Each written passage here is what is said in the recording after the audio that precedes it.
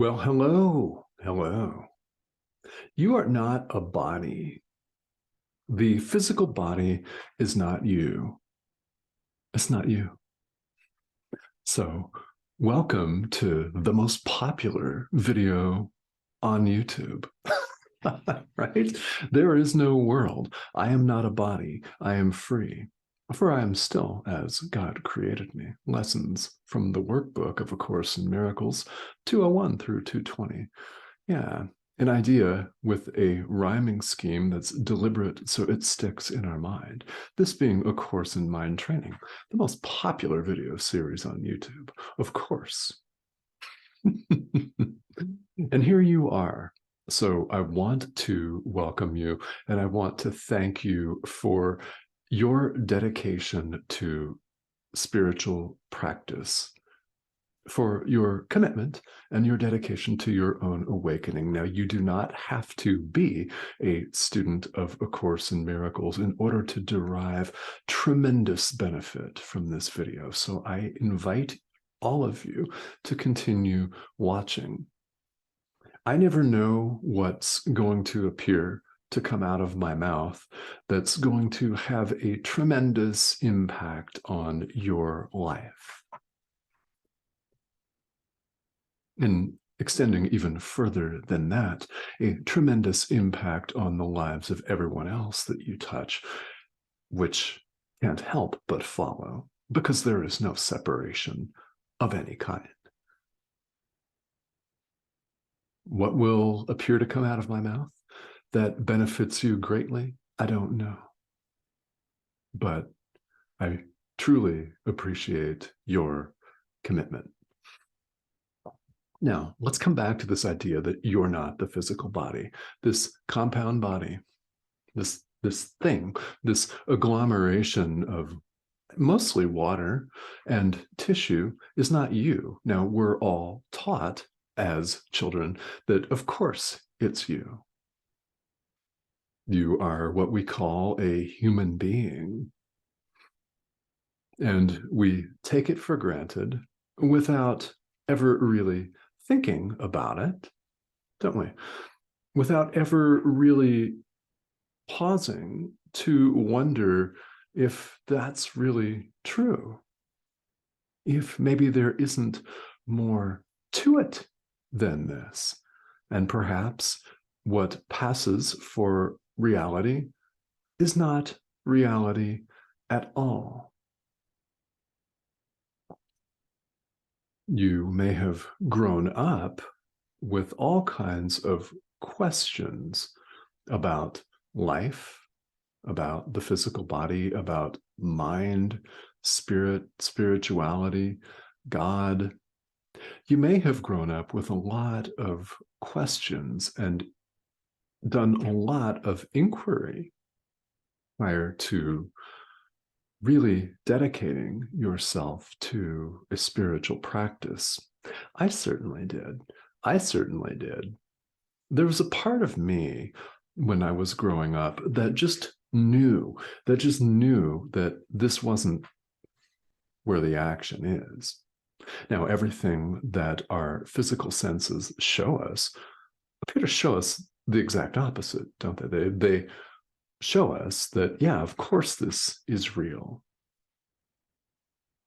Yet we still have that inner questioning. There's a voice that speaks to each and every one of us, inviting us to consider different ideas. Spiritual practice, it's inviting us to explore and to ask the questions, the deeper questions. Who am I? Well, if you've asked yourself that, I think you know. And if you're asking yourself right now, I think you know. And spoiler alert, it's not this thing. It's not who you are. So here in the text, we're presented with a very profound paragraph, which is all we're going to cover on this video. It's chapter 2 of the text of A Course in Miracles, part 5, paragraph 6, to be exact. And we're invited here not to make more of the body than what it is. Don't make a thing of it, and don't make it what it's not. In other words, we're invited in our practice not to make it real, to endow this 80% water agglomeration of stuff with life and reality.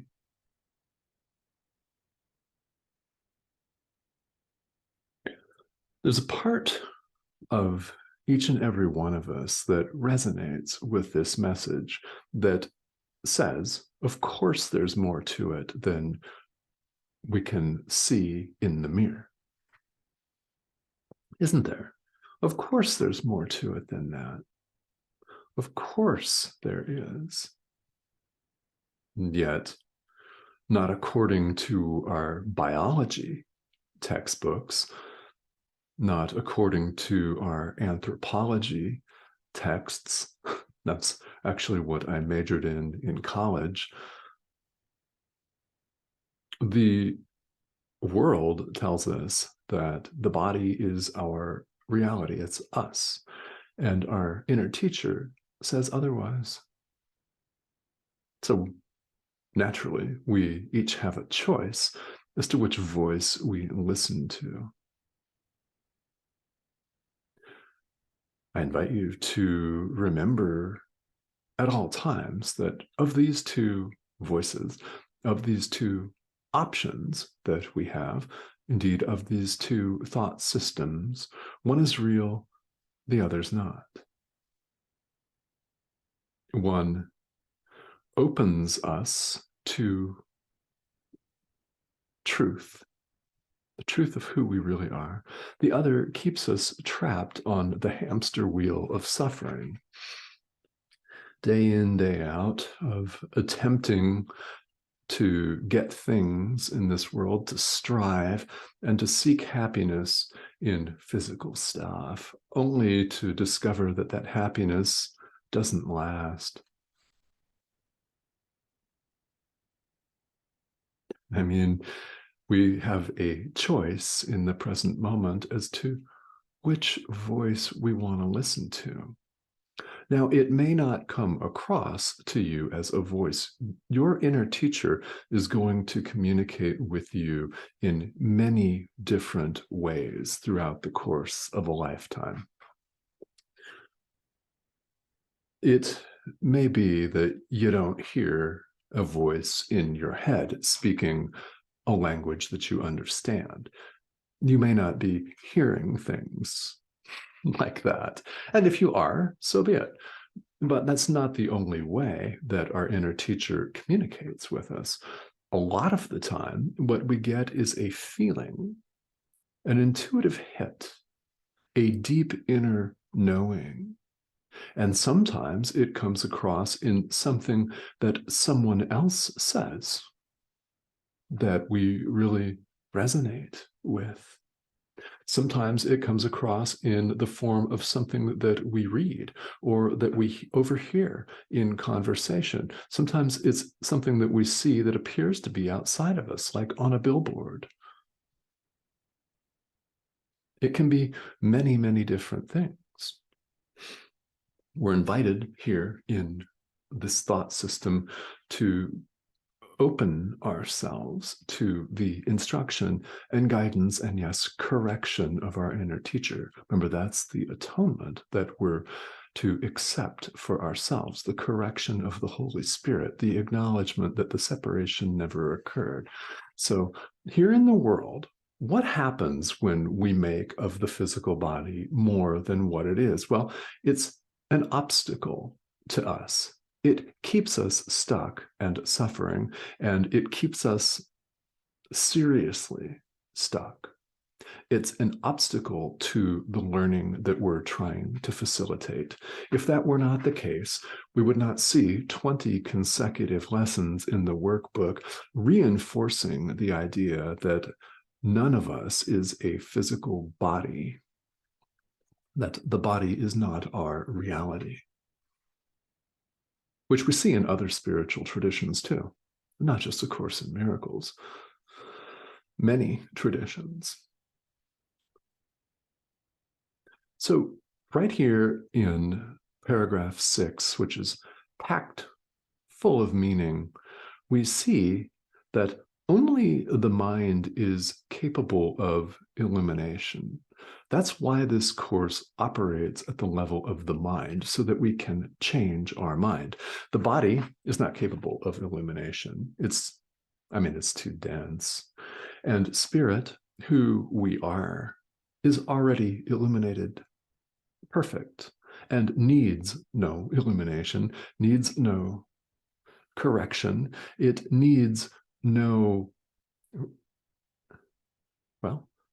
burnishing or polishing of any kind. Who we are is already illuminated and perfect. We're bringing our mind in line with this by choosing spirit instead of the ego. Every moment of every day that we remember to do so.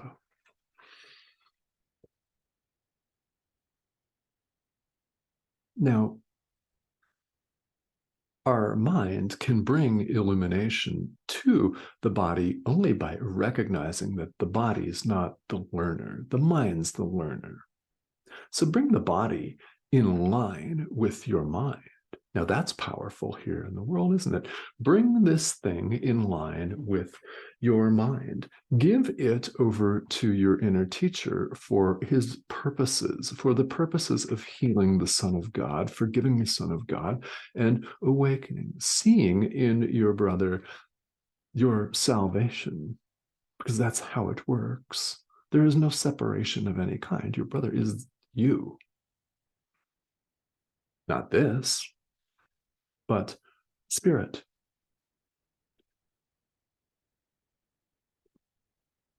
Oneness means just that, oneness. In fact, in all spiritual traditions that are non-dual, and A Course in Miracles is a purely non-dual spiritual tradition, the thought behind it is, of course, it's beyond all thought and language and concepts of any kind, because that's reality. It simply is. But the main idea is that something that's non-dual is not two. There are not two of us. If we're not two, we're not 8 billion, we're one. There's only oneness, pure non-duality. God is, period.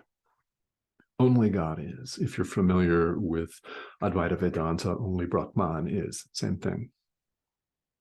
Nothing else is real. This is something that the ego resists, and you may find yourself extraordinarily resistant to this idea. And if you are, that's all right. It's part of the journey. Welcome aboard. Right? So we're invited to change our mind. This is how we eliminate. Spirit is already perfect. But when we don't believe that we're spirit and instead believe we're this thing that grows gray hair and has age spots, where, guys, a lot of our hair might just one day disappear. This thing that ages and craps out, completely loses its vitality. It's not who we are. It's not who we are. We're invited to change our mind here with A Course in Miracles and spiritual practice in general about who we are, who everyone else is, what the world is and is not. Yes, we're invited to change our perception, and we do it with the help of our inner teacher. We're invited to look beyond the physical body to the light of who we really are. Look beyond the physical body to spirit. See your brother not as what he appears, but what he really is. See everything, yourself and the world, not for what it appears to be to the physical senses, but for what it is. What it is in truth. How do we do this? True forgiveness, as taught and practiced here in this thought system. And another very effective way is invite your inner teacher to take the reins. Give over your entire experience to the wisdom of your inner teacher, to the Holy Spirit, your guide, your guides, Jesus, whoever your inner teacher is, whatever you call your inner teacher. Here, it's the Holy Spirit in this course. Giving your experience over to your inner teacher is setting the ego aside. It's saying, yeah, I don't want to try to manipulate and orchestrate all phenomena.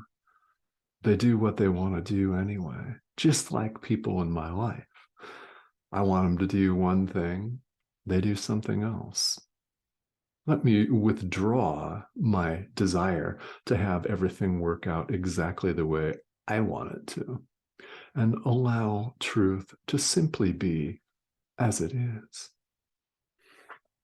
The physical body is not you.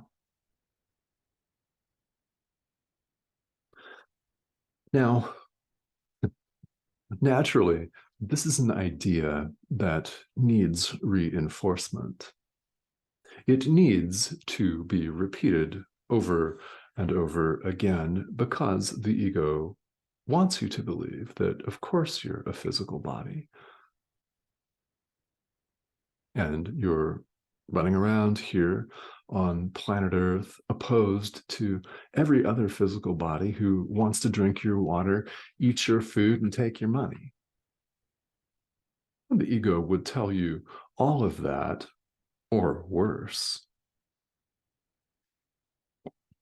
And in the midst of all this, we have the ability to change our minds. We have the ability to set the ego aside and listen to the guidance of our inner teacher. We have the ability to choose God, the Holy Spirit, love. We have the ability to forgive the Son of God, our brother. Singular, of course. It simply appears that there are 8 billion of us, plus animals and insects and fish and all kinds of other things. There's one. It's extremely simple math here on the spiritual path, which is really good because a number of us aren't good at math in the world and never have been, to name names. So I invite you to entertain this idea that the physical body is not you. It's not you. It doesn't mean don't take care of it. Yes, do take care of it. Feel good. If you want to go to the gym, go to the gym. Eat healthy. People need you to be at your best. And what is this but a learning device for the mind? Here in the world, it's a communication tool. I'm using it to communicate with you right now. So it is beneficial for all of us that I keep this thing in good working order so that I may reach you. Apply the same thing to your own life, because there are people out there who need you to be at your best, who need you to forgive, who need you to see them as the Son of God and forgive them and join with them in your mind. People need your spiritual practice. This is why it's such a powerful and profound offering for you, and why I consistently and persistently thank you for your dedication and your practice, whatever that looks like. There's nothing more important in this world than that. Nothing. So, yeah, if you like to exercise and stay healthy, do it. You'll be here longer in the dream to reach more people, the people that you're supposed to reach, and to have the forgiveness experiences that you're meant to have. Remember, this course is designed to save us time, sometimes multiple lifetimes, thousands of years. Doesn't matter if you go in for the belief in rebirth or not. We're never really in a body in the first place. So if the idea is helpful to you, great. What is important is that we come to recognize that there's more to it than this. So I invite you to continue to forgive, and as many times as you need to stew on this idea that you're not a body, stew on it. Just sit with it. You don't have to believe a single word I say. This isn't Reverend Tomas Garza's book. It's A Course in Miracles. It's Jesus that's talking. It's your inner teacher that's talking to you, not the pixelated image on your screen. You don't have to believe a single thing that this video says. Yet here you are watching to the end because a part of this resonates. It rings true. So let that ring true and listen to the guidance of your inner teacher who is speaking to you right now. That would be really cool of you. Really cool. Subscription button is right here. Thank you, as always, for joining me. I invite all of your comments, questions, and indeed subscriptions. It's my pleasure to share this course with you. So I will be back on the next video to do it again. All right, so happy forgiving, happy practicing. Remember, this isn't you.